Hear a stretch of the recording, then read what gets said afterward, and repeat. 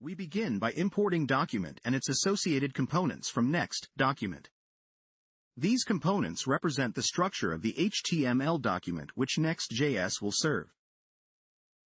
Here we declare a custom document class called MyDocument, which extends the base document class provided by Next.js. This gives us the ability to customize the entire HTML document. The static getInitialProps method is an asynchronous function that can be overwritten to customize the server-side rendered document markup.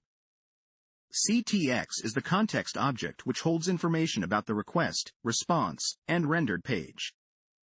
Inside getInitialProps, we first call the parent class getInitialProps method with the current context to receive the default initial properties.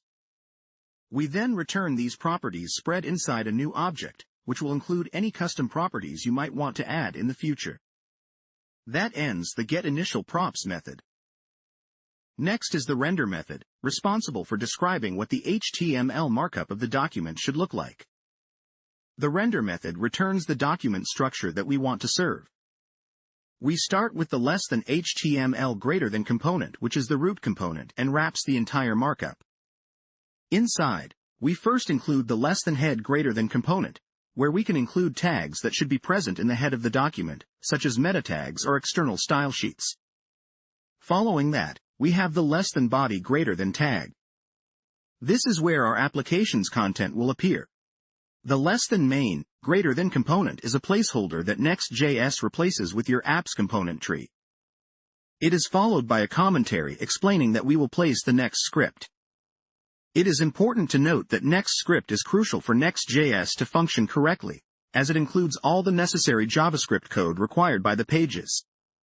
The comment also hints at a potential optimization.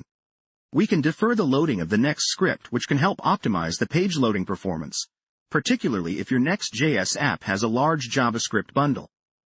We add the next script component right here, at the bottom of the body tag. By placing it at the end, it allows the browser to parse and display the HTML and CSS before executing the JavaScript, thus speeding up the perceived load time. We close the body tag after the next script component. And similarly, we close the HTML tag, completing our custom document structure. This parenthesis closes the return statement of the render method. We close the render method here. This concludes the declaration of our custom document class. Finally, we export MyDocument so that Next.js can use it in place of the default document and benefit from our custom optimizations.